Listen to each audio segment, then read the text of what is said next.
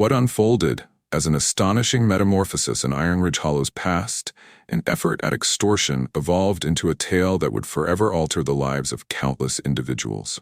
A former Special Forces Master Chief who had discovered tranquility in nurturing his organic crops was compelled to face his past when the infamous Black Talon motorcycle gang made a grave mistake in their choice of target.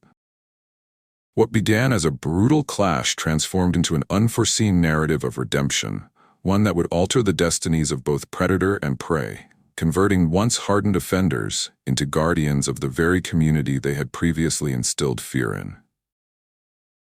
The dawn's haze lingered over the fields while Ethan Caldwell diligently tended to his rows of organic vegetables.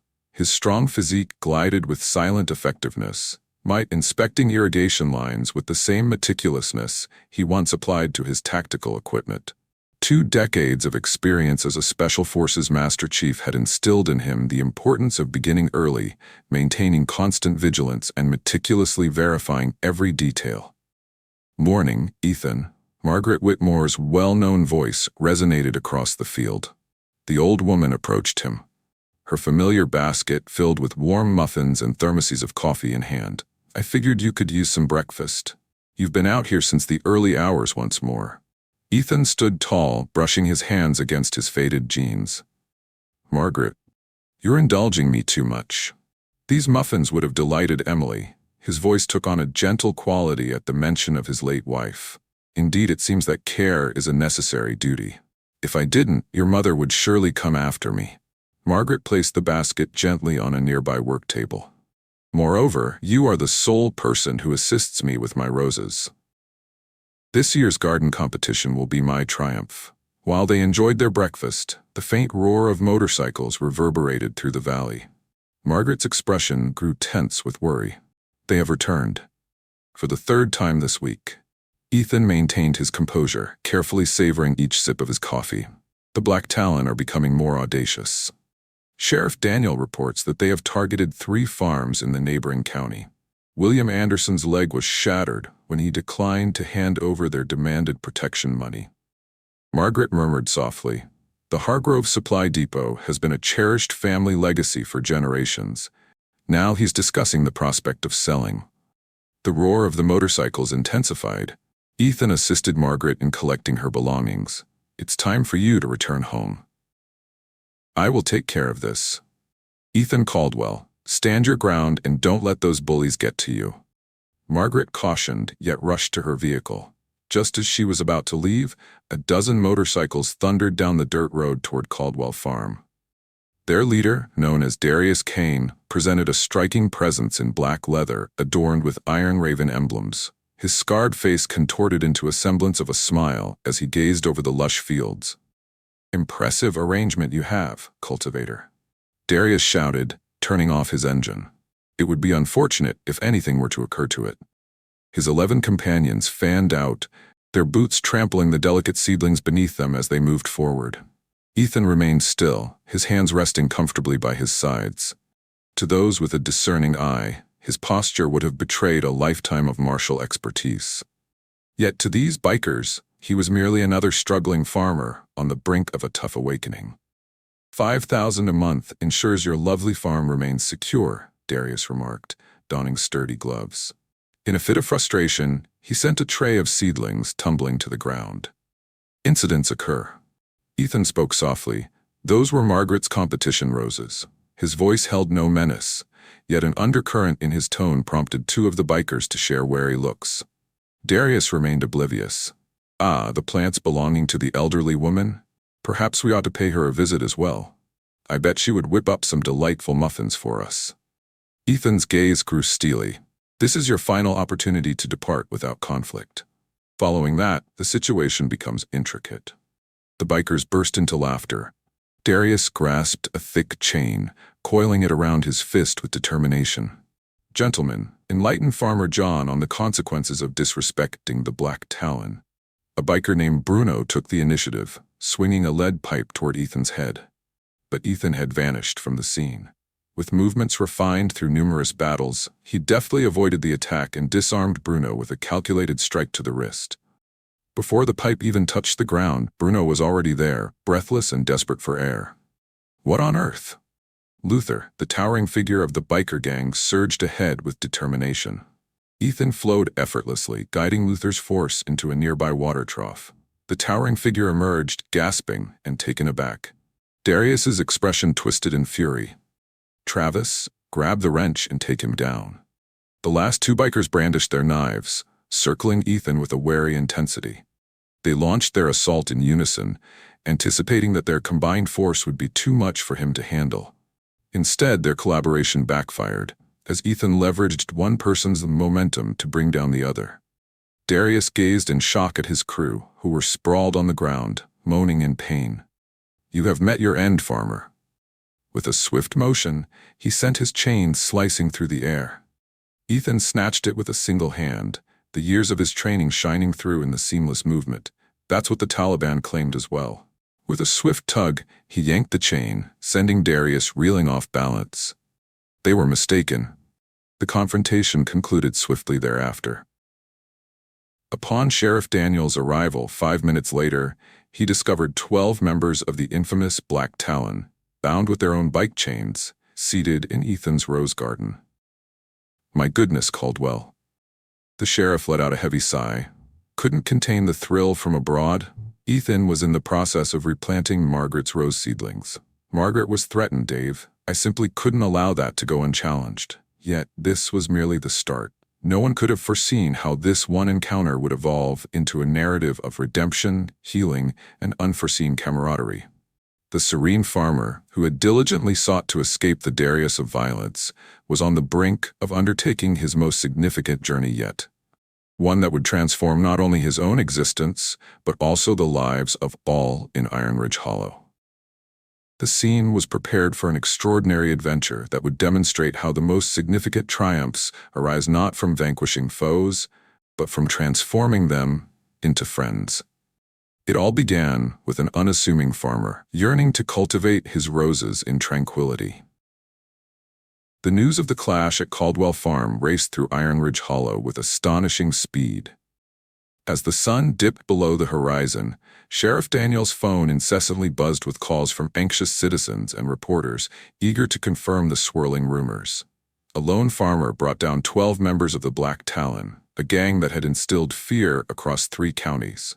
In the confines of the county jail, Darius Kane tended to his battered pride alongside his physical wounds. His lieutenant, Marcus Travis Reeves, absorbed the commands pouring from Darius's mouth over the cell phone. "Gather everyone around. I desire that farm reduced to ashes by dawn." "Perhaps we ought to consider this more carefully," Travis proposed, observing the other Black Talon assemble at their warehouse refuge. "There's an intriguing mystery surrounding this farmer.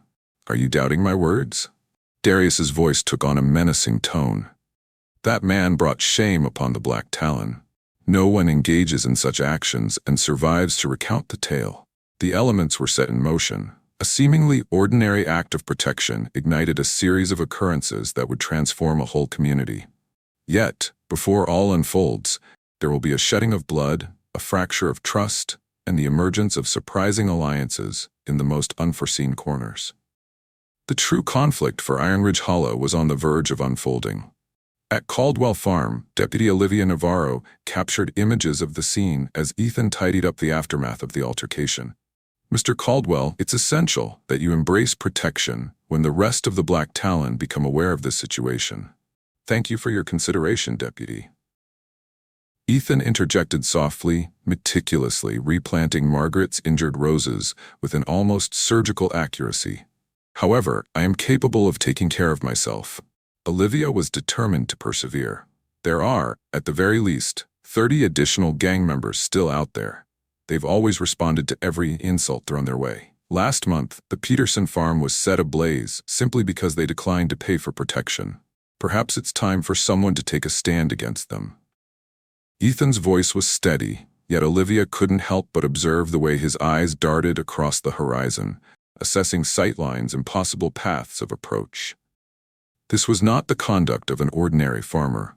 Upon returning to the station, Olivia conveyed her insights to Sheriff Daniel.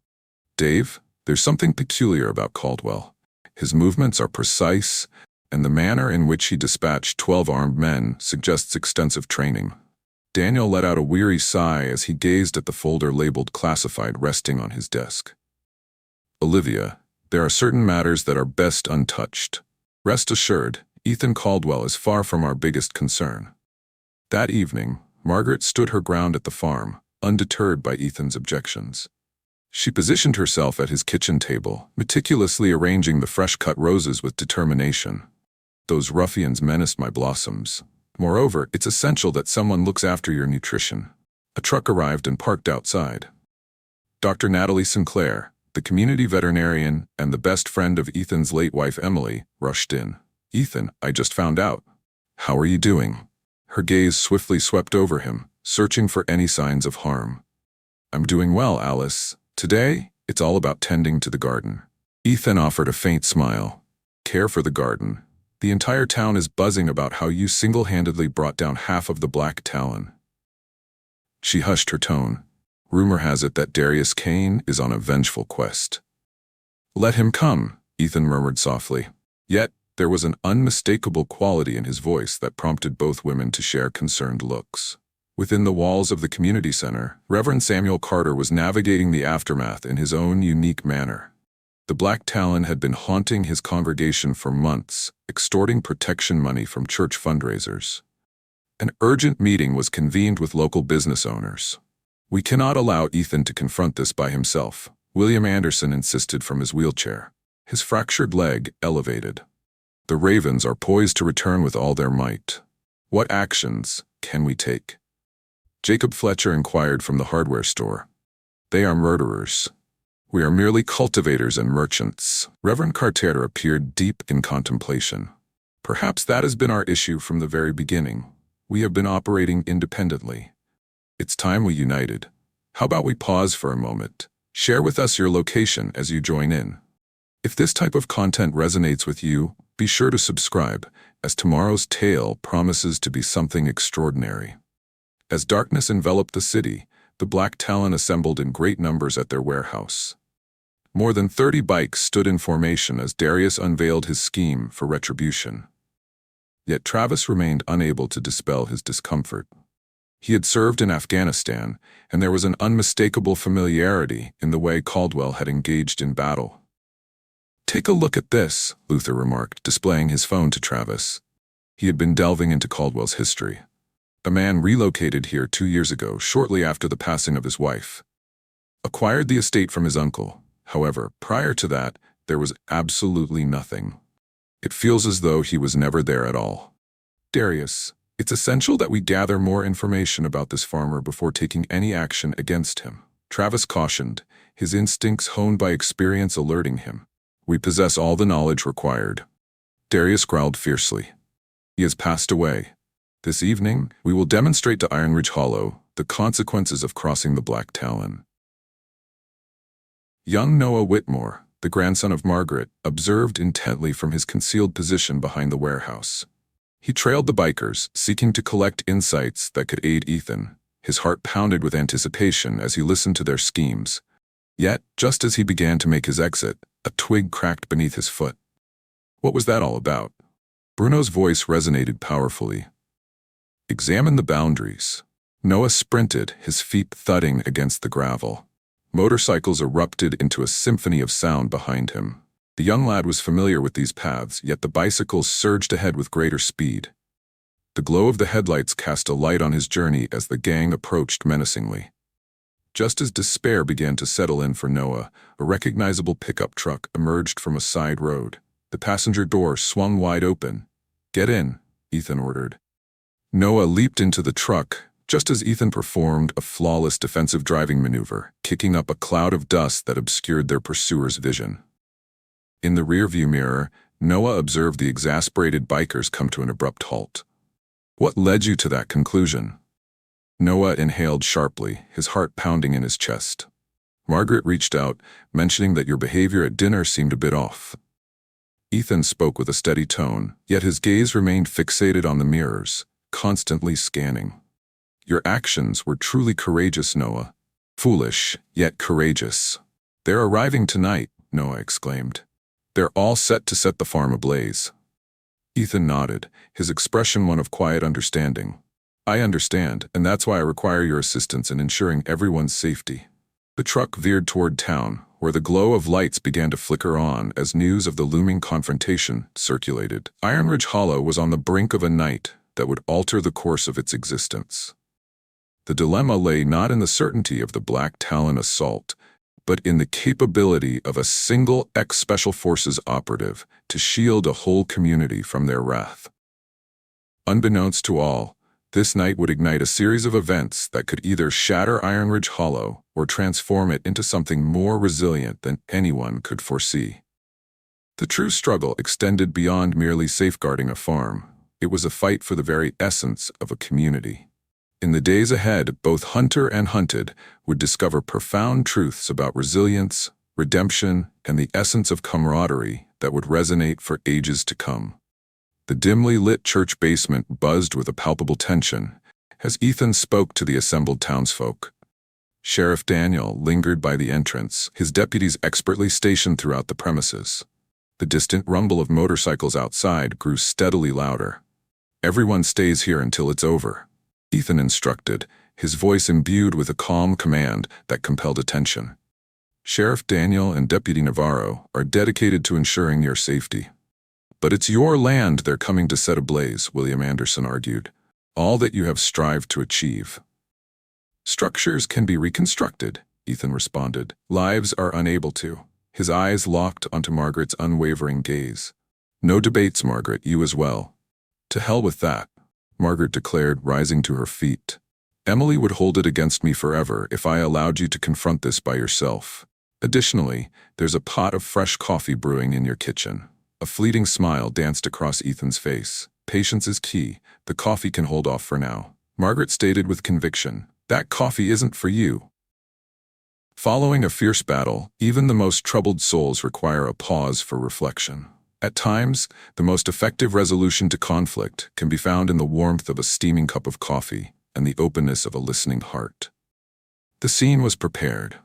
As Ethan emerged into the dais, few could have foreseen the way this night would reshape not only Iron Ridge Hollow, but also the essence of redemption itself.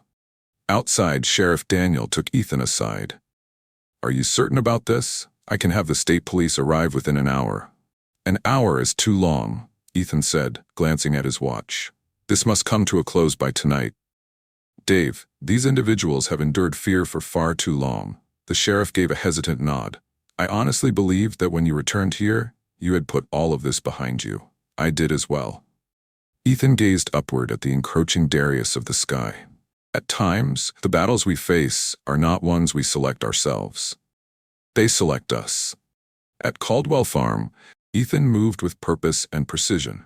To any observer, his preparations could appear peculiar. He wasn't securing windows or constructing barriers. Instead, he was meticulously arranging farm equipment, fine-tuning irrigation systems, and installing work lights in what appeared to be haphazard configurations.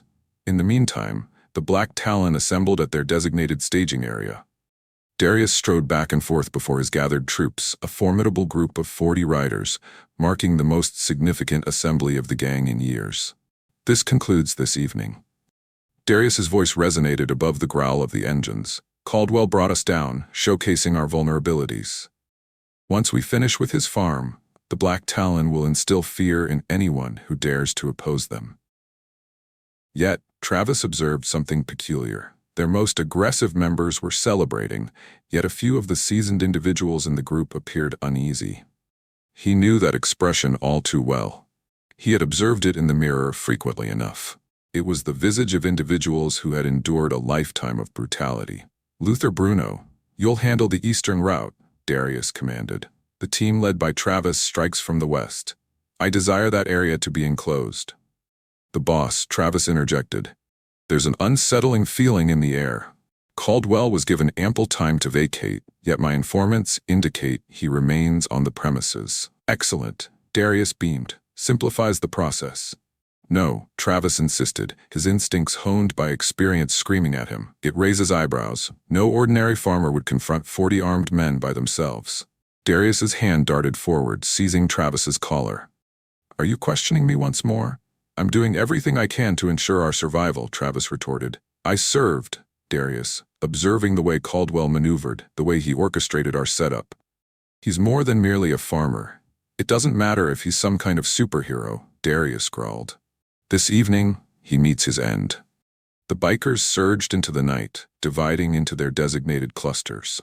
Yet Travis remained still, observing intently through his binoculars. A shift had occurred in the farm's layout. The work lights cast eerie Darius, and the equipment had shifted from its place earlier that morning. In the church, Noah found it impossible to remain seated. Assistance is what he needs from us. Margaret rested her hand gently on his shoulder.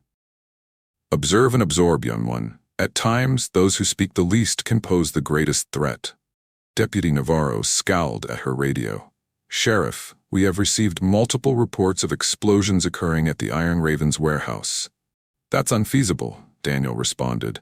Everyone from their team is making their way to Caldwell's farm. Not every single one of them, Noah grinned. I may have inadvertently shared the location of their fuel with a particular farmer. In the dimly lit barn, Ethan stood quietly, attuned to the sound of motorcycles drawing near. His hands worked with a practiced ease, inspecting tools that were unrelated to agriculture.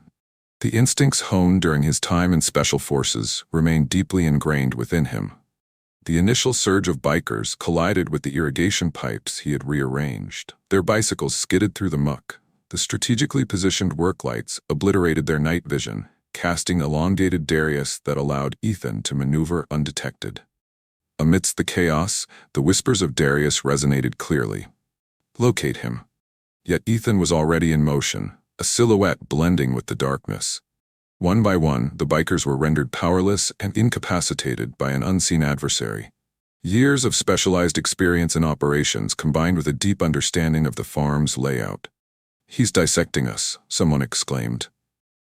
Travis, observing from the roadside, discerned the pattern.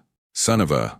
He's employing strategic sweep formations. This individual has a military background.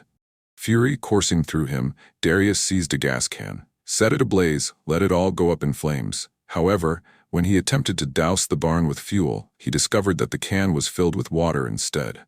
The warehouse explosion had obliterated all their fuel reserves. Searching for this, from the Darius, Ethan voice emerged, brandishing a fuel cap. Always ensure your supply lines are safeguarded. Fundamental strategic misstep. Darius whirled, unleashing a flurry of shots from his pistol without aiming. The shot veered off course, and in an instant, Ethan appeared, effortlessly disarming him with a skillful precision. Darius lay sprawled in the muck, his arm twisted painfully behind his back. Do you realize what your greatest error was? Ethan inquired softly. Not the extortion scheme. My farm is not under threat. Margaret felt a looming threat. Every week, she brews coffee for the VA hospital. It's likely that some of your own people were involved. The battle concluded in under 20 minutes.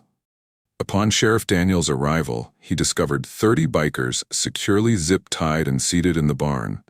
Their demeanor surprisingly calm. Some were tending to their injuries, yet none sustained serious harm. Another 10 had escaped into the darkness. However, it was the events that followed that would ultimately transform Iron Ridge Hollow for all time. Within the softly illuminated barn, the imprisoned Black Talon lingered in an unusual stillness. The struggle ebbed away from them. The aroma of freshly brewed coffee intertwined with the scent of motor oil and hay. Ethan navigated through their midst, not as a captor, but as something altogether different. Assessing their wounds, providing hydration, and quite unexpectedly, inquiring further. Did you serve with the 75th Regiment? Ethan inquired of one of the younger members, his gaze drawn to the faded tattoo. 2 deployments in Afghanistan? The biker grumbled under his breath before glancing up with sudden intensity. How did you manage that? Your movements during the confrontation were captivating. The Rangers possess a unique flair. Ethan offered him a steaming cup of coffee. Kandahar, Helmand Province? Similar discussions ignited around the barn as Ethan recognized additional veterans among the apprehended bikers. 12 in total, including Travis, who observed the interactions with increasing insight. The evening destined to bring ruin to Caldwell Farm was on the verge of transforming into something completely unexpected. A start instead of a conclusion, an opportunity for fallen heroes to rediscover their path back. You're more than just a farmer. Travis finally spoke, as the pieces aligned perfectly. The arrangement you've created with the areas designated as danger zones, the illumination guiding its direction, and the interruption of the supply chain, those are tactics used by special forces. Quiet enveloped the barn. Darius, firmly bound yet perched atop a hay bale, suddenly lifted his head. Special forces, Ethan affirmed softly. After 2 decades, I stepped down from my role as Master Chief. Several of the seasoned members straightened instinctively, their military posture returning without thought. Examine his strategy in the match against Bruno. Travis pressed on, shifting his gaze to his comrades from the past. That was a tactical maneuver executed by elite operatives. The way he navigated the terrain was something else. We were completely outmatched. Margaret decided that was the perfect moment to step into the barn, completely disregarding Ethan's frustrated expression. She bore a sizable basket draped in a checkered fabric. All right, if you gentlemen have finished your attempts at setting my friend's farm ablaze, I've brought along some coffee and sandwiches. The sheer absurdity of the scene, with a grandmother serving refreshments to apprehended gang members, shattered the tension in the air. A handful of bikers chuckled softly. Margaret, Ethan began. Silence, she interrupted him. Emily often remarked that you might neglect to eat without a gentle nudge from someone. She started handing out paper plates. Moreover, my grandson Noah informs me that some of these young men have served in the military. No veteran will experience hunger while I am in charge. The mention of Noah caused a noticeable shift among the bikers, each one recalling the earlier pursuit of the kid with a sense of unease. Yet Margaret behaved as though she were pouring coffee at a community gathering. Mrs. Whitmore, a seasoned rider, voiced her thoughts. We apologize for what happened earlier regarding your grandson. Sipping my coffee feels like a positive step towards reconciliation. Margaret responded with conviction. So, who's in the mood for some sandwiches? Sheriff Daniel approached to encounter a scene that felt almost dreamlike. Bikers were seen enjoying their sandwiches as Ethan and Travis engaged in a conversation about their shared experiences in Afghanistan. Dave, Ethan summoned him over. It seems we may have found an alternative that avoids overcrowding your facility. I am all ears. Ethan signaled towards the veterans present in the gathering. These men do not possess a criminal nature at their core. They are fighters who have strayed from their path, discovered a misguided sense of camaraderie. Travis gave a slow, deliberate nod. The Black Talon? It was meant to be about supporting one another. At some point, under Darius's guidance, the focus shifted to intimidation and fear. Is that really the case? Daniel inquired of the group. One by one, the seasoned riders acknowledged with a nod. Even a few of those without military experience appeared contemplative, cups of coffee and plates of sandwiches in their hands. Ethan went on to present his proposal. For those seeking transformation, those in pursuit of a brighter way forward, I present you with an opportunity. Assistance is required on the farm. What matters even more is that I am aware of other veterans who require assistance, individuals who truly grasp the challenges you faced. Darius scoffed. If you think that, you're out of your mind. Be quiet, Darius. Travis interrupted him. For once in your life, just be quiet. He glanced over at Ethan. What precisely do you have to offer? A project. Collaborative effort. Part counseling. The VA has been urging me to initiate one regardless. You assist in restoring what you attempted to dismantle this evening, acquire some agricultural skills, seek guidance, and perhaps discover a more constructive way to channel your camaraderie.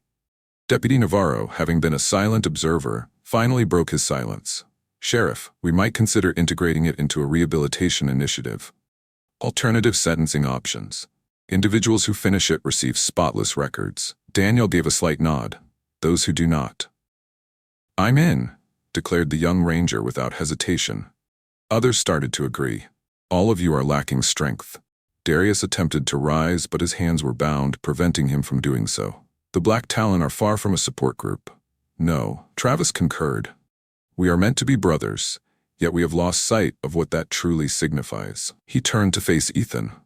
If you truly intend to pursue this opportunity, I can connect you with other veterans who might benefit as well. Individuals who haven't quite joined our ranks yet, but are on the verge of doing so. Dr. Sinclair came to assess the condition of the injured bikers. "Ethan," she murmured softly, "this would surely make Emily proud." It's precisely what she would have chosen to do. The reference to his deceased spouse caused Ethan to hesitate. Emily had always held a firm belief in the power of second chances. That was the reason she had championed his vision of transforming the farm into a sanctuary for healing. As the evening progressed, ideas started to crystallize. Sheriff Daniel reached out to the DA's office. Dr. Sinclair proposed to collaborate with VA counselors. Margaret continued to pour coffee and serve sandwiches, embodying a sense of effortless grace as if this were the most ordinary task imaginable. By dawn, 25 members of the Black Talon, including all 12 veterans, had embraced Ethan's proposal.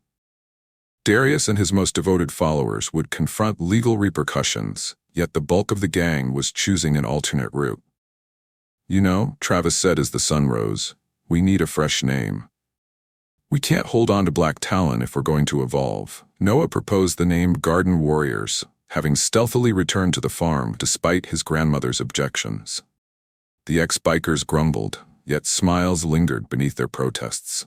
A transformation had taken place during that lengthy night in the barn. A fresh bond was beginning to flourish, sustained by Margaret's sandwiches and Ethan's silent empathy. No one could have foreseen how this peculiar night would change not only their lives, but also the whole of Iron Ridge Hollow. The conflict that many anticipated transformed into something much greater, an opportunity for atonement. It all began with a conviction held by a former Special Forces soldier, that even the toughest hearts could transform when nurtured in the right environment. Just a week following the clash at Caldwell Farm, the serene morning was disrupted by the growl of motorcycles. Yet this time, their purpose was not to annihilate, but to restore. Travis guided a cadre of 20 former Black Talon along the gravel drive, their motorcycles shining brilliantly in the morning light. Bruno muttered in disbelief, his discomfort evident as he stood there without his familiar leather vest. "Better than prison," Luther reminded him, gazing at the charred remnants of their former warehouse. Furthermore, following the events involving Darius, it was common knowledge that he and his devoted followers had attempted to set a trap for Ethan at the local diner just 2 days after the barn incident. The battle unfolded in a mere 30 seconds. Darius found himself nursing a broken jaw and facing a 5-year sentence, while Ethan nonchalantly sipped his coffee. Ethan lingered by the barn, his stance easy yet watchful. "Happy to see you here. I trust everyone enjoyed their breakfast. Margaret entrusted us with these." Travis raised a basket high, mentioned growing boys require adequate nutrition. "Naturally she did." Ethan offered a faint smile. "The initial step is to clear the damaged fields. Your bike certainly disturbed a significant amount of soil." The task was challenging, yet none of the men voiced any grievances. They had anticipated severe treatment, strict discipline. What they discovered was something entirely unforeseen. Ethan collaborated with them, guiding instead of dictating. "Observe these rose bushes?" Ethan showcased the correct methods for replanting. "The roots reveal all that you need to know. Much like in battle, it's essential to interpret the signals, comprehend the depths that lie below the exterior." By mid-morning, Dr. Sinclair made her entrance to prepare for the inaugural counseling session in the transformed barn office. "Who goes first?" she inquired, clipboard in hand. The men cast anxious looks at one another until Travis took a step forward. "I suppose that's who I am. Set the standard, wouldn't you agree?" As Travis vanished into the office, Deputy Navarro arrived in her patrol car. She had been designated as the point of contact for the rehabilitation program. "How are you doing?" Surpassing his expectations, Ethan observed as Bruno meticulously demonstrated to Noah the process of checking soil pH levels. Their warriors, at their core, simply sought a fresh purpose. At noon, the local news crew arrived, intrigued by the rare scene of former gang members laboring on a farm. Ethan maintained a certain distance, but permitted a handful of photographs. He asserted to the reporters that these men are entitled to their privacy as they work on rebuilding their lives. Reverend Carter showed up with lunch, generously provided by his congregation. The program received unanimous support from the church council, he declared. The old youth center is being transformed into a dormitory to provide housing for veterans in need. The change extended beyond mere appearance. While the men toiled in the fields, tales started to unfold. Luther once served as a combat medic, but the weight of PTSD ultimately led him to join the gang. Bruno's family fell apart due to divorce, a consequence of 3 tours that left him struggling to adapt to life outside the military. Each had pursued camaraderie within the Black Talon, discovering fleeting solace in aggression and fear. "It's odd," Travis remarked during a pause for water. "Within the crew, we believed we had escaped, yet we were merely constructing another confinement." That afternoon, William Anderson made his way from his Hargrove supply depot, his legs still encased in a cast. Everyone felt the weight of the moment, recalling that they were the ones who had shattered it. However, William simply maneuvered himself over to the Bruno. "Once, you were a mechanic," he remarked with a rough edge to his voice. "My delivery truck has been making a strange noise. Could you take a look at it?" A greater number of community members started to visit. Maria Gonzalez, whose farm had once faced the wrath of the Black Talon, arrived with a batch of her homemade tamales. "My father often remarked that those who are hungry struggle to think clearly," she announced, arranging a spontaneous banquet in the barn. The ex-bikers found themselves perplexed by the warm embrace they received. They had anticipated animosity and dread, not the warmth of home-cooked meals and opportunities for employment. "What is the reason behind their actions?" Luther inquired softly to Ethan. "That's the essence of community," Ethan responded. "Upon returning from my most recent journey, this town became a sanctuary for my healing. Now it's your moment to shine." As dusk settled in, Eleanor made her entrance, bringing with her an abundance of food alongside Helen Daniel, the sheriff's spouse. Helen announced that the ladies' auxiliary is eager to lend a hand. "We are putting together a fundraiser to support the veteran housing program. I never imagined this moment would arrive." Sheriff Daniel observed, his gaze fixed on his wife as she engaged in conversation with former gang members, sharing stories about her renowned peach cobbler. "Are you really certain about all of this, Ethan? They aren't terrible individuals, Dave. Simply wandered off course." Ethan took a moment, reflecting on his own challenges following his departure from Special Forces. At times, the most challenging aspect of conflict is the return to familiar ground. The sheriff considered the matter with a thoughtful nod. The trial of Darius is set to commence next week. His devoted followers are facing significant consequences, but the district attorney has consented to alternative sentencing for those who successfully finish your program. As the sun dipped below the horizon, the men readied themselves for departure. They had achieved more in a single day than any of them had anticipated. The ravaged fields have been restored, fresh seedlings have taken root, and the initial counseling sessions have been successfully conducted. "Same time tomorrow," Travis inquired, wiping the sweat from his brow. "Be here at dawn," Ethan confirmed. And Travis informed the others, those who are still undecided. Opportunities arise when assistance is sought. As the night deepened and the world outside quieted, Ethan found himself on the porch with Margaret, the two of them savoring their coffee in the stillness. Margaret murmured, "Emily would be so proud. Wasn't this her dream as well? Transforming the farm into a sanctuary of restoration." Ethan nodded, gazing across the fields where past adversaries had dedicated the day to cultivating rather than annihilating. She often expressed that every individual is worthy of another opportunity. As Margaret rose, she collected her empty basket.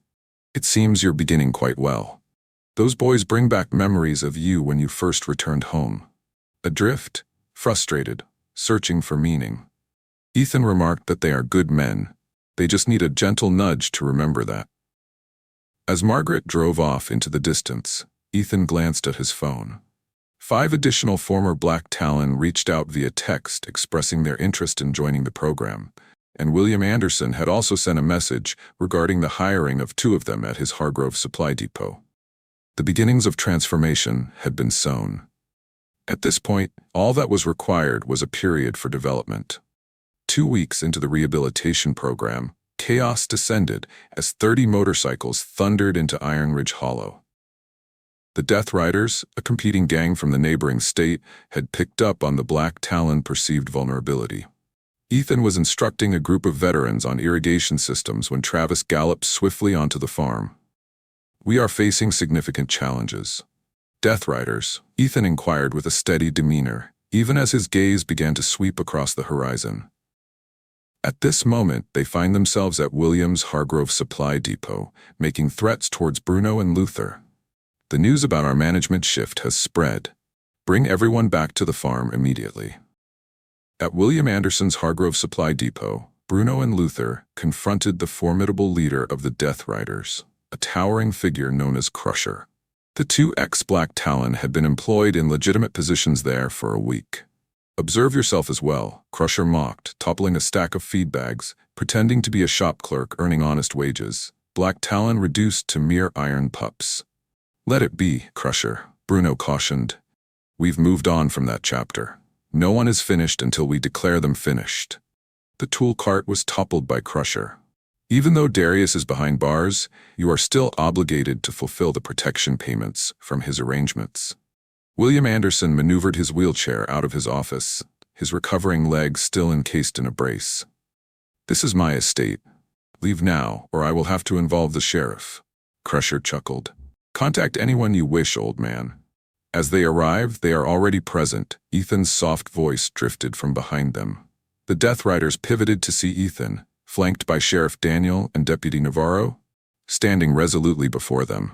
In the distance, vehicles were arriving, bringing with them additional former Black Talon and local residents. This doesn't concern you, farmer, Crusher growled. Indeed, it is. Ethan advanced with purpose. These individuals are employed by William. William is a companion. That concerns me directly. Crusher surveyed his crew. 30 individuals, one singular presence. I'm quite fond of those chances. Text. As more vehicles arrived, Sheriff Daniel remarked that you might want to double-check your calculations. Former Black Talon participating in the rehabilitation program were rising up, accompanied by numerous townsfolk. Even Margaret made an appearance, wielding her trusty wooden spoon. This is what you abandoned the Black Talon for? Crusher mocked Bruno and Luther. Engaging in a bit of rural adventure with a community champion? No, Bruno responded, maintaining an upright posture. We departed in search of something greater than fear. We discovered our calling. And community, Luther remarked, stepping to stand next to Ethan. Crusher's expression grew somber. All of you are gone. He delved into the depths of his jacket. The events that followed transformed into yet another tale of legend in Iron Ridge Hollow. Before Crusher could reach for his weapon, Ethan surged forward with the fluid agility that had earned him a legendary status in Special Forces. The massive biker lay vulnerable and prone against the unforgiving concrete surface. Now, Ethan remarked in a casual tone, keeping his grip on Crusher, we're going to engage in a thoughtful conversation about territory and respect. The Death Riders instinctively reached for their weapons, but halted as Sheriff Daniel's deputies appeared from their concealed vantage points, arms poised and ready. More significantly, they discovered themselves encircled by resolute locals and transformed bikers standing united. Let me explain something to you. Ethan pressed on, his voice resonating with all present. Iron Ridge Hollow is more than just land to be divided. These individuals are not targets for your extortion scheme. They are my companions, my loved ones, our clan. Travis adjusted his stance, moving ahead with purpose. The remaining members of the Black Talon acknowledged with a nod. You find yourself at a crossroads with two options before you. Ethan continued on his path. Depart immediately, and let it be known that Iron Ridge Hollow is restricted, or... He increased the pressure just a bit, causing Crusher to gasp. We can carry on this conversation at the sheriff's station. The decision is yours. In a charged silence, every person remained still. Then one of the riders revved his engine and sped away. Others swiftly trailed behind. In just a few moments, only Crusher was left. All right, Crusher let out a wheeze. We have departed. Iron Ridge Hollow belongs to you. Negative. Ethan assisted him in getting up, his grip steady and unwavering. Iron Ridge Hollow is a part of its community. Keep that in mind. As the death scribes withdrew, William Anderson moved closer to Bruno and Luther. Well, gentlemen, that was quite an exhilarating lunch break. Let's discuss the inventory you were organizing. The easy return to normalcy eased the tension. As the crowd started to break apart, a significant number made their way toward Margaret's residence. She had declared an unexpected festive dinner. That evening, the barn on the farm was bustling with activity. Once adversaries gathered around the table, savoring Margaret's culinary creations, as Dr. Sinclair facilitated a group therapy session. The presence of the Death Rider unsettled several of the veterans, stirring up past traumas. "I nearly reached for a weapon," Luther confessed during the session. "It was an instinctual response." However, that was not the case, Ethan pointed out to him. "A different path was chosen by you. That is what truly holds significance." Sheriff Daniel, savoring Margaret's pie, discreetly pulled Ethan aside. "News circulating regarding your program. Received inquiries from 3 additional counties about how to establish a similar setup." "That's not my program," Ethan responded. "It is a shared possession among all present. This town and its people are the ones truly putting in the effort." As Ethan surveyed the barn, he noticed a Bruno instructing Noah on engine maintenance, with Margaret overseeing the process. Travis engaged in a conversation about the vision for a security company led by veterans with William Anderson. Reverend Carter was coordinating a community garden initiative alongside Maria Gonzalez. Deputy Navarro mentioned the possibility of joining them. "Your defeat of Darius and the Black Talon left quite an impression on me. Yet this," she indicated with a sweep of her hand at the tableau unfolding before them. "This is the true triumph." In the stillness of the night, once the last of the guests had departed, Ethan found himself seated on the steps of his porch. The encounter with the death scribes had revealed something significant. The transformations in these men were genuine. In the face of challenges, they opted for their new community, leaving behind their previous ways. From the Darius, Travis emerged, settling into the seat next to him. "What a day it has been." Ethan recognized that things could have turned out poorly. Yet it did not. "Your example has revealed that there are causes worth championing beyond our own interests." Travis came to a halt. The others requested that I inquire about something on their behalf. "We've been discussing a fresh title for our collective." The gathering at Caldwell Farm the following morning marked a significant moment. The once mighty Black Talon gathered in the barn, now transformed into their makeshift headquarters. "Valley Guardians," Travis declared. "That's how we wish to identify ourselves," Ethan observed from the sidelines, noting the pride radiating from their expressions as they engaged in conversation about their newfound identity. The men had taken off their worn Black Talon patches, opting instead for plain black vests. "No extravagant logos," Bruno clarified. "No ominous signs, merely the phrase Valley Guardians accompanied by a wheat stalk, as this valley provided us with our foundation when we needed it the most." Deputy Navarro, in attendance for the announcement, nodded in approval. "It is now confirmed. I will officially register it as a recognized entity with the state." The change extended far beyond mere names. William Anderson brought on 4 additional veterans at his Hargrove Supply Depot. Maria Gonzalez was instructing 2 others on the principles of organic farming techniques. Even Jacob Fletcher had taken on a few at his shop. "Do you have a predicament, Ethan?" Sheriff Daniel approached, his expression filled with worry. "Do you recall the 3 counties that inquired about replicating your program? They are dispatching individuals today, a multitude of individuals." "What is the total number?" 5 sheriff's departments, a dozen social workers, VA representatives, and— Daniel hesitated. "Around 30 individuals associated with gangs seeking to change their lives. Word spread about what you did with the Death Riders." Ethan massaged his temples, seeking relief from the tension that had built up. "Our current program is stretching our space to its limits." "There's more to it," Daniel went on. "The media picked up on it. This time, it's all about the national networks." Just as expected, the sound of vehicles drew near. As they gazed through the barn door, a procession of cars and trucks approached the farm. At the back, news vans trailed behind, their satellite dishes standing out against the horizon.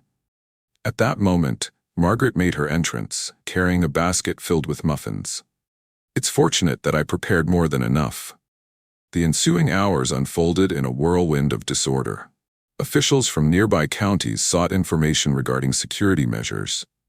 Social workers inquired about various approaches to counseling. Representatives from the VA explored various funding options, while the media expressed a keen interest in capturing every moment on film. However, it was the entrance of the other gang members that turned out to be the most captivating. They originated from various factions. Some adversaries, some companions of the former Black Talon. Everyone was aware of the remarkable change in Iron Ridge Hollow and yearned for a similar opportunity. "Just as you mentioned," Travis remarked to Ethan while observing the newcomers. Fighters who strayed from their course simply required a guide to illuminate a different route. Ethan assembled everyone in the central field. The throng had grown to more than 100 individuals. A blend of officials, media representatives, inquisitive townsfolk, and ex-gang members converged in one place. "Allow me to clarify." Ethan spoke to them. "This is not a simple solution or a straightforward escape from legal issues. The task at hand demands significant effort. It's about restoration, not merely of farms or enterprises, but of lives." He motioned towards the Valley Guardians. These individuals opted for transformation. They strive daily to regain confidence. They confront their past experiences in therapy. They acquire new abilities. They support their community. If you're not prepared to take that step, there's always the path ahead. No one remains. With that, Ethan pressed on. To start, all individuals with a camera must exit the area. These individuals merit the space to restore their lives in peace. The media raised their voices in protest, yet Sheriff Daniel and his deputies resolutely guided them to the property line. A journalist attempted to make a case regarding the public's interest. Ethan informed him that what the public truly cares about is effective rehabilitation, rather than reality television. These individuals require room to recover. As soon as the cameras faded away, the true effort commenced. Dr. Sinclair, along with other counselors, conducted intake interviews. Reverend Carter collaborated with churches from neighboring counties regarding housing arrangements. William Anderson and Jacob Fletcher engaged in a discussion regarding job training programs. The Valley Guardians welcomed the newcomers, guiding them through the surroundings and detailing the program. Their unique journeys shaped them into exceptional guides. "Do you see that field?" Bruno addressed a gathering. "A week ago, it was just dirt. Now it's cultivating roses. This is the essence of what this place offers. Transforms what is damaged into something flourishing once more." Margaret, Helen Daniel, and other prominent figures in the community came together to orchestrate an elaborate welcome dinner. The gathering of former gang members, law enforcement, and townspeople sharing a meal was profoundly impactful. "Never imagined I would witness something like this," Navarro confessed, observing former adversaries collaborating to arrange tables. As the sun dipped below the horizon, Ethan discovered a serene moment with Travis. It becomes clear what this signifies. We require additional space and resources. Travis grinned. It's already taken care of. A decision was reached by the Valley Guardians through a vote. We are contributing all our confiscated assets, funds, all necessary to enhance the initiative. That's a considerable amount of money, Ethan noted. Travis clarified, it's blood money. Time served a purpose. As the night wore on and the crowd dwindled, the close-knit group convened in the barn. They possessed flip charts brimming with strategies, housing projects, training initiatives, and counseling timelines. It's expanding beyond our little circle, Luther remarked, gazing at the plans. That's the essence, Ethan responded. Each individual we assist transforms into a beacon of support for others. Noah, who had remained silent throughout the day, finally found his voice. Do you understand what this signifies? The Valley Guardians might be present in every corner, offering assistance to others in different towns, just as you have done for us. The men shared glances, the notion of their salvation radiating, guiding others on their journey home. It was impactful. Take it one step at a time, Ethan advised. Initially, we must ensure that we treat these newcomers with the respect and care they deserve. Margaret presented one final pie. All right, time to dive in. Hope you all are prepared for some extended days coming up. As they divided the pie, strategies were crafted, responsibilities allocated. The Valley Guardians had evolved beyond being merely a local assembly of reformed bikers. They were evolving into something greater, a symbol of transformation, a guiding light for those wandering in Darius.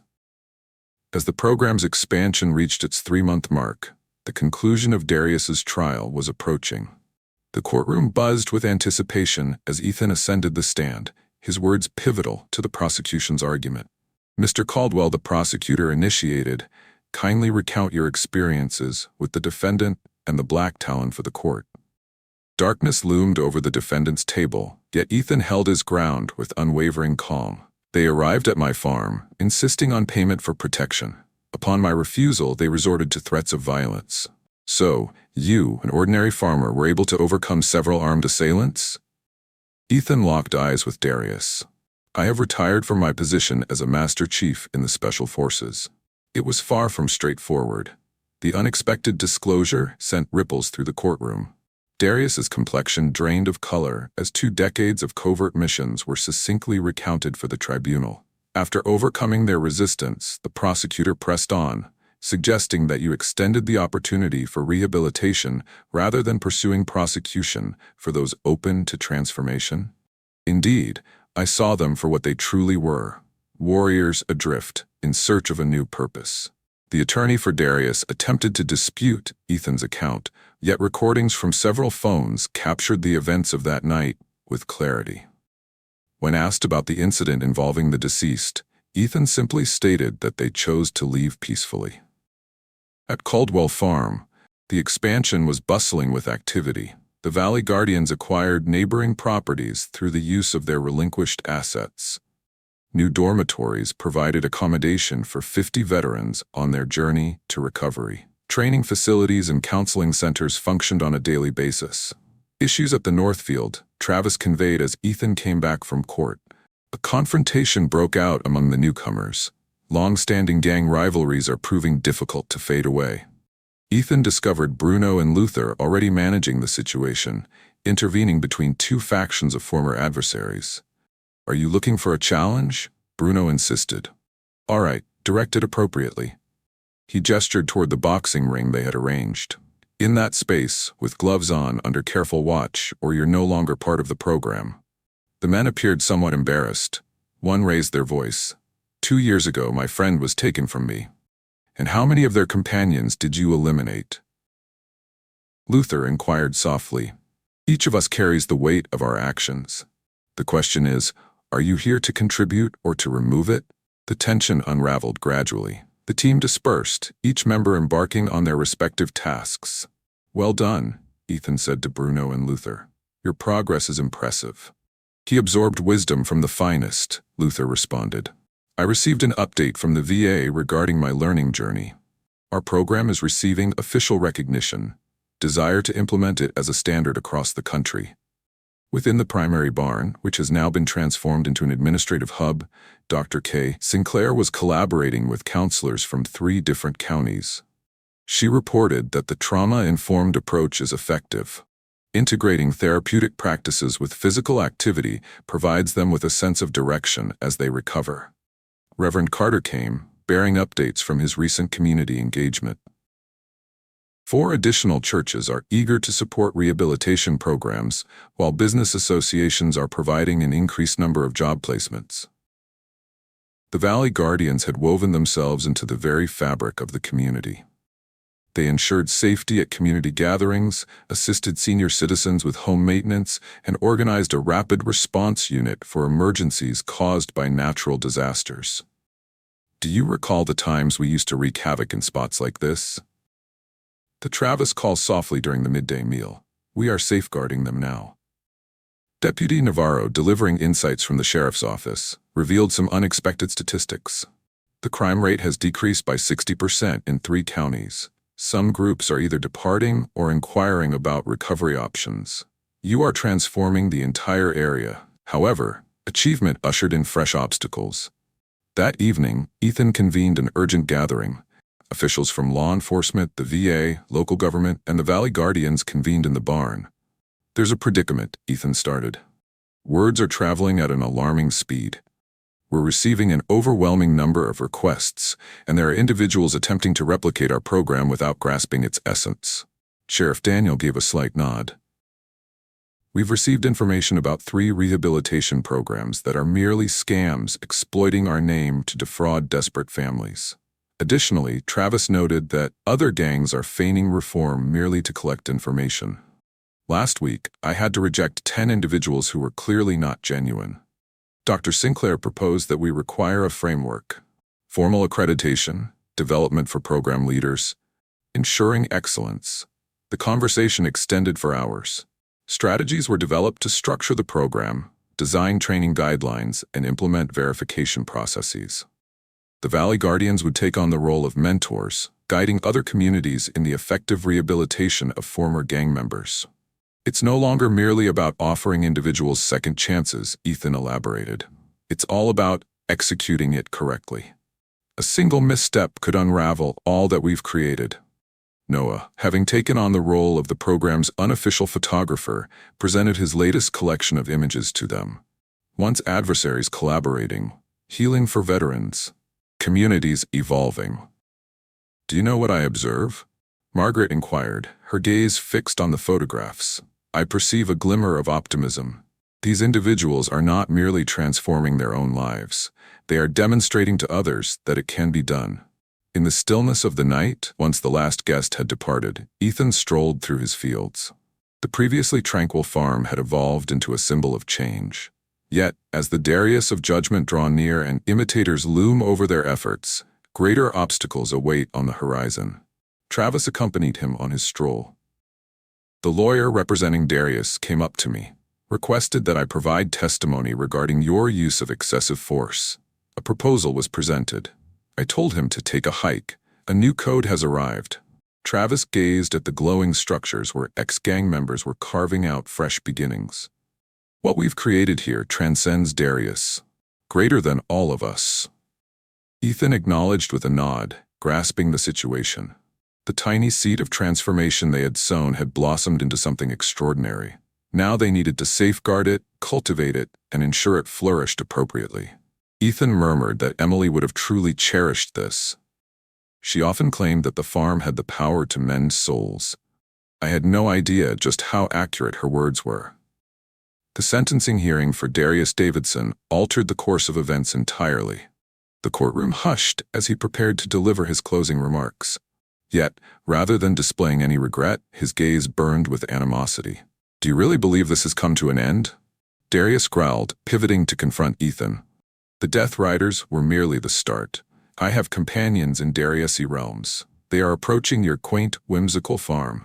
The judge imposed a sentence of 15 years upon him. Yet the harm had already been inflicted. His words ignited a series of events that would challenge the very foundation of what the Valley Guardians had established. 2 days later, Ethan discovered Travis already in his office, poised and waiting before the break of dawn. "We have received confirmation." Darius was serious. "The Demon Kings are gathering their forces." Ethan's expression grew stern. The Demon Kings were a formidable force, unlike any other group.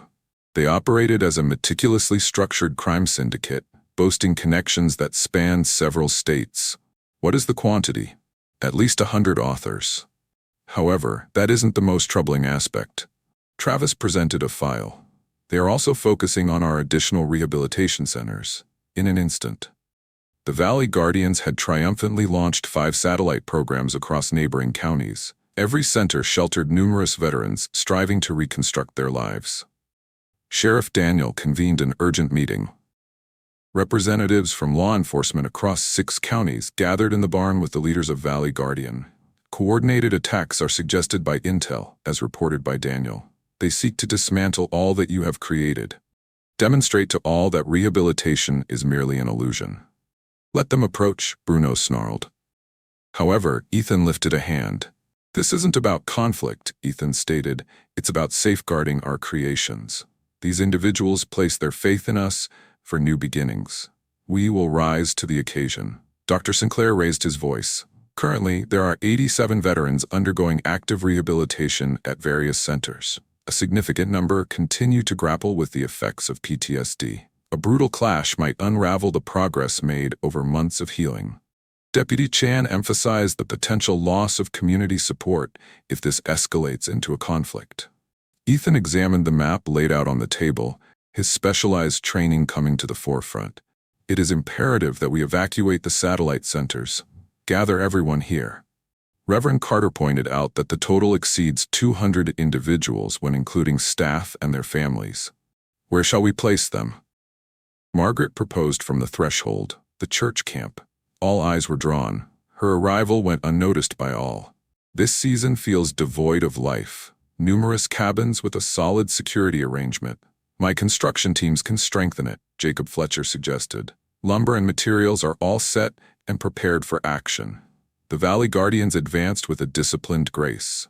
In a matter of hours, fleets of trucks were quietly transporting members of the rehabilitation program. Supplies were generously provided by local businesses. Residents welcomed others into their homes. Ethan orchestrated operations from the farm, which had transformed into their strategic hub. He observed as past adversaries collaborated, assisting families in their evacuation, safeguarding properties, and setting up communication networks. I never imagined I'd witness breakers and outlaws collaborating, Luther remarked, alluding to two previously opposing gangs whose members had undergone rehabilitation. They've moved beyond being breakers or outlaws, Travis responded. They've become the protectors of the valley. As darkness fell, the evacuation reached its conclusion. The church camp had evolved into a stronghold of safety. Authorities set up boundaries in the area. The Valley Guardians established their patrol routes, yet Ethan understood that this was merely the start of something much larger. He informed the leadership team that they would attempt to lure us out, portray us as the instigators, rally the community against us. Deputy Navarro reported, already checking her phone. Buzz is spreading across social media with whispers of speculation. They're portraying us as a competing faction, claiming we're the source of the unrest. It was time to reveal their true selves, Ethan resolved. The following morning, the Valley Guardians initiated Operation Community Shield. Groups of transformed veterans donning their fresh uniforms started offering complimentary security services to local enterprises. Assistance was provided to elderly residents for home repairs. Healthcare professionals provided complimentary examinations in communities lacking adequate medical services. Their efforts received coverage from local media. Families shared their heartfelt stories, expressing how the rehabilitation program transformed their lives. Community organizations and religious institutions openly supported their efforts. Do you see the impact of your actions? Margaret informed Ethan, her gaze fixed on the news coverage. You didn't merely instruct them on a new way to engage in combat, you guided them to embrace a new way of life. Yet, the Demon Kings had more in store. That evening, 3 enigmatic blazes ignited throughout the town. As the initial responders hurried to address the situation, Dariusi silhouettes were observed in proximity to the school. The Valley Guardians stood poised for action. Groups of reformed veterans, working alongside law enforcement, thwarted the attempts of the would-be bombers before they had the chance to deploy explosive devices. The assailants were captured on film, demonstrating that the Demon Kings were aiming at unsuspecting civilians. During the nightly briefing, Sheriff Daniels stated that they are attempting to instill fear in the community. Instill a sense of fear in those who might consider backing us. Then we will demonstrate what true strength embodies. Ethan responded. As the thunder rumbled through the valley that night, Ethan kept a vigilant watch over the farm. The tranquility preceding the upheaval was a sensation I recognized well. He had encountered it numerous times throughout his Special Forces missions. Travis accompanied him on patrol. During my time with the Black Talon, I believed that true strength was about instilling fear in others. I see it clearly now. It's all about earning their trust. Flashes of lightning brightened the valley, revealing the glimmer of countless headlights drawing near from various angles. The Demon Kings had come. The tempest loomed on the horizon, heralding their most formidable challenge to date. Not merely of their capacity to safeguard what they had created, but of their dedication to the very essence of transformation. The inquiry wasn't about their ability to triumph in battle. It was about whether they could achieve victory without reverting to their former selves. The multitude of oncoming headlights painted an unsettling light over Iron Ridge Hollow. Ethan observed from his strategic vantage point as the Demon Kings encircled the vicinity. Their figures surpassed what intelligence had indicated. A minimum of 200 bicycles. All units, please report in. Ethan murmured softly into his radio. Church camp is confirmed. Bruno has been reported. All members of the rehabilitation team are safe. The boundary of the town has been secured. Luther has been confirmed. Law enforcement and local protectors are stationed and ready. Access to the community center has been restricted. Deputy Navarro remarked, "Emergency services are on standby." The leader of the Demon Kings, a figure shrouded in mystery known simply as the Judge, arrived at the main entrance of the farm. In contrast to Darius's bold ferocity, the Judge moved with a chilling precision. His leather cut displayed no adornments, save for a solitary scale of justice, contorted and fractured. The Judge's voice resonated powerfully throughout the estate. "Step forward and confront your reckoning." Ethan entered the light, his relaxed posture concealing the readiness for battle that lay just beneath the surface. "Isn't it a bit over the top? You've shattered the very essence of our beliefs," the Judge growled, transforming warriors into mere cultivators, turning hunters into the hunted. "No," Ethan responded with a sense of tranquility. "I guided wandering souls back to their rightful paths." Significant distinction. The Judge gave a signal, and his riders roared their engines menacingly. "This is your final opportunity. Cease your operations, return our individuals, or we will incinerate everything." "Your kind?" Ethan lifted an eyebrow in curiosity. "They are not possessions. They are individuals who selected a more admirable journey. In that case, you have opted for conflict." In fact, there was a subtle smile on Ethan's face. "This is my choice." In an instant, brilliant lights illuminated the entire valley.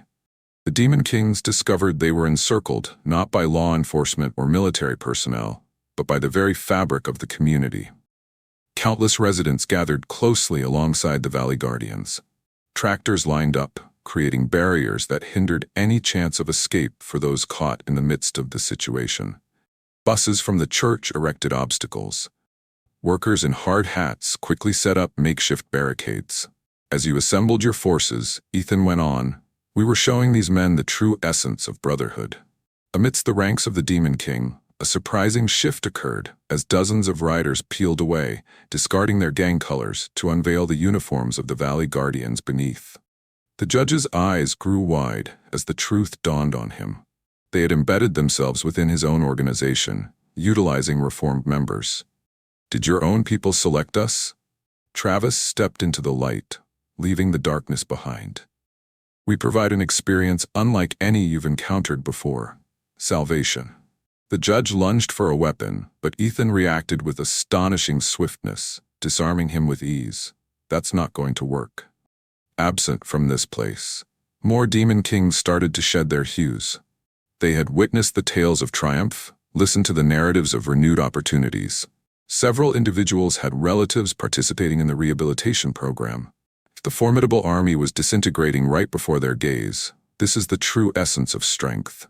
Ethan spoke to the remaining riders. Not dread, not aggression, but togetherness, transformation. "And pie," Margaret's voice resonated from the porch where she stood with her ever-present basket. "Transformation is always more delightful with a slice of pie." The tension shattered. A number of Demon Kings burst into laughter. Whispers of Margaret's legendary pies had traveled through the rehabilitation grapevine. "There lies a decision before you," Ethan continued. "Stand your ground and confront a whole community prepared to protect its own." Or he motioned towards the Valley Guardians. "Come along with us. Discover a more effective approach." The Judge, his authority waning, executed a final, frantic maneuver. "Anyone who switches sides is finished. We will track you relentlessly." "As if you were tracking me down?" A fresh voice emerged from behind the gathered townsfolk. From the Darius, the former Lieutenant Drake made his appearance. "I have been operating incognito within your organization for several weeks now. I possess sufficient proof to dismantle your entire operation." Sheriff Daniel advanced, brandishing a flash drive that contained your links to 3 state crime syndicates. "The FBI has a keen interest." The Judge's expression turned pale. An increasing number of riders started to shed their colors. "Confront the truth," Ethan murmured softly. "Your journey has come to an end. The sole inquiry is if you possess the intellect to adapt to the evolving landscape." The events that followed would become a topic of conversation for years to come in Iron Ridge Hollow. As the first light of dawn spilled across the horizon, close to 150 former members of the Demon Kings gathered at the farm, surrendering their colors and enrolling in a program for rehabilitation. The judge and his handful of devoted followers were taken into custody without any additional commotion, their illicit empire crumbling as the evidence came to light. Noah, with his phone in hand, immortalized the moment flawlessly. Former foes enjoying Margaret's pie, locals assisting newcomers with registration forms, and the Valley Guardians embracing their once rivals as family. "This is wild," Luther remarked, observing the unfolding scene. "Just a year ago, we were the ones instilling fear in towns like this. Not defending," Ethan corrected, "reshaping them, and ourselves along the way." Dr. Sinclair, arranging the first counseling assessments, smiled warmly. "Do you understand the implications of this? We're going to require a more expansive farm." The morning sun ascended over a transformed valley. The evening that was intended to obliterate their efforts had, in fact, affirmed them in the most profound manner imaginable. The Valley Guardians had evolved beyond a mere rehabilitation program, a force to be reckoned with. As word of the events in Iron Ridge Hollow circulated, pleas for assistance flooded in from all corners of the nation. Law enforcement agencies, veterans groups, and communities grappling with gang violence were eager to gain insights from their achievements. "Assistance is essential," Ethan informed the leadership team. "We can no longer manage this on our own." Eleanor reminded him that solitude was an illusion we often embraced. "That's the essence of it." The Valley Guardians initiated the creation of training programs, dispatching teams to assist other communities in establishing their own rehabilitation centers. Yet they always remembered where they came from, the humble farm where it all began, and the conviction that even the toughest souls could transform. "Do you have any idea what Emily might think about all this?" That night, Ethan posed a question to Eleanor. Eleanor beamed, offering him a steaming cup of coffee. "She would suggest that you're merely beginning your journey." Indeed, she was correct. The metamorphosis of Iron Ridge Hollow marked merely the start of a new chapter. A fresh chapter was on the verge of beginning, destined to extend well beyond their serene nook of existence. 5 years after the initial clash at Caldwell Farm, Ethan found himself in a field of vibrant roses, savoring the sunrise with his morning coffee in hand. The farm had evolved into a vast expanse of promise, yet this original field held a unique significance. It was the moment when everything transformed. "I had a feeling I would come across you here." Eleanor's voice resonated through the fresh morning dew. For a change, she wasn't holding a basket of pie. Instead, she had 2 letters in her hands. "This message originates from the White House." The upcoming Presidential Medal of Freedom ceremony was set for next month, yet it was not this event that lit up Ethan's expression. Eleanor held another letter, one that had traveled from a quaint town in Montana. Eleanor elaborated on their inaugural graduate class, 40 ex-gang members, each with a military background. "And Ethan," she beamed with delight, "they are also cultivating Emily's roses." The heritage rose seeds, preserved by Eleanor following that tumultuous night, had evolved into a powerful emblem of change. Each new rehabilitation center began with these plants, a vibrant testament to the idea that true growth stems from care, not coercion. The serene morning was disrupted by the growl of motorcycles, yet these riders donned a new palette of colors. The emblem of a rising sun over crossed rose stems, representing the Valley Guardian, had transformed into a beacon of hope throughout the nation. Bruno took the lead of the convoy, making its way back from an urgent response operation in tornado-hit Texas. "You had to witness it," Bruno recounted, his expression weary yet filled with pride. Ex-demon monarchs collaborating with death riders to restore dwellings. Even the residents were taken aback. The Valley Guardians emerged as the foremost veteran disaster response organization nationwide. Their ability to transform adversaries into partners has rendered them exceptionally suited for uniting communities during times of turmoil. At the training center, Darius, who had been released early for good behavior and was now a program graduate, was leading a class on conflict resolution. "True strength lies not in the ability to inflict pain," he explained to his students. "It's about those who possess the ability to mend." The medical program at Luther has broadened to encompass mental health services. "We no longer simply bandage injuries," he conveyed to the fresh cohort of combat medics. We also mend those who remain unseen. Travis, currently providing counsel to the Department of Justice on rehabilitation initiatives, presented the most recent statistics. More than 10,000 graduates across the country, 83 rehabilitation facilities, and an impressive 94% success rate. Yet, the true triumphs lay within the intricacies.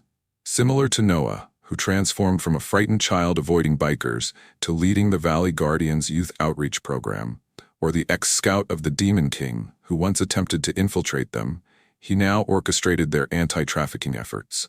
Commissioner Navarro, who has recently stepped into his new role, revealed some unexpected information. Recall the times we monitored gang territories?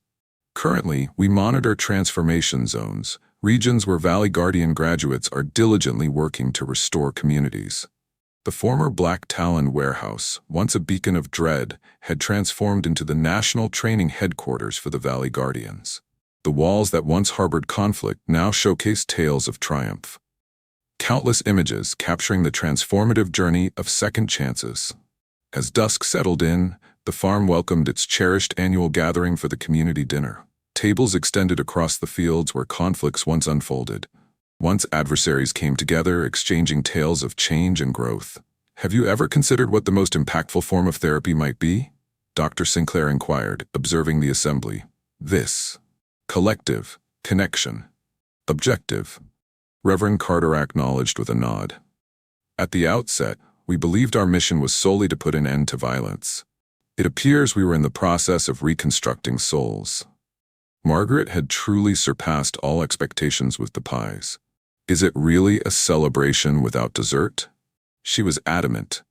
Even though her wooden spoon had become more of a symbolic item than a tool for battle, Ethan rose to speak to the assembly. A rare occurrence for him. Very field, a decision lay before us. Confront aggression with aggression, or explore an alternative approach. We decided to embrace the potential of new beginnings. He waved his hand towards the revitalized campus surrounding them. What we truly created transcended mere structures or initiatives. We created evidence. Evidence that transformation is always possible, no matter the timing. Even the toughest hearts can find a way to soften when nurtured in the right environment. Next, Darius rose to his feet, catching everyone off guard. He confessed to being that hard heart. I believed I was constructing a grand legacy. Instead, I was constructing a confinement. These individuals demonstrated to me the way to create something greater. Collective. As the sun dipped below the horizon at Caldwell Farm, Ethan strolled the grounds for the final time. Each step was imbued with memories. The place where he first faced the Black Talon, the barn where foes turned into friends, the fields where wandering spirits discovered their path back home. Travis approached, balancing 2 steaming cups of coffee in his hands. Have you ever had that moment of realization? We're not exactly cultivating roses in this place. We are cultivating optimism. Ethan smiled, recalling Emily's words from ages past. Occasionally, the tiniest seeds produce the most abundant yields. The Valley Guardians had evolved into something greater than just an organization. They exemplified the possibility of transformation, that adversaries could transform into kin, that champions could discover fresh challenges to embrace. It all began with the conviction of a former Special Forces soldier who championed the idea of second chances. A grandmother held a wooden spoon, pouring her affection into every stir. A community decided to create connections rather than divisions. The narrative of Caldwell Farm transcended mere efforts to halt violence or assist veterans in their rehabilitation. It was about recalling our collective essence and the remarkable outcomes that arise when we decide to cultivate it. As night descended upon the valley, the campus lights shimmered like fallen stars, each one symbolizing a life changed, a heart mended, a warrior who had discovered their path back home. The seeds of transformation had blossomed into a lush expanse of optimism, reaching well beyond the boundaries of Iron Ridge Hollow. And somewhere, Ethan was aware. Emily wore a smile. You know, Margaret said, settling in beside him for one final cup of coffee on the porch. Emily often remarked that every garden requires 3 essential elements to flourish: rich earth, careful nurturing, and above all, a steadfast belief in the vision being cultivated. Ethan gazed across the changed valley, where past adversaries now collaborate to guide others on their journey home. She was indeed correct. She typically was. With that, Margaret rose, collecting her vacant basket. It seems we've cultivated a rather splendid garden here. Indeed, they did, and it continued to flourish.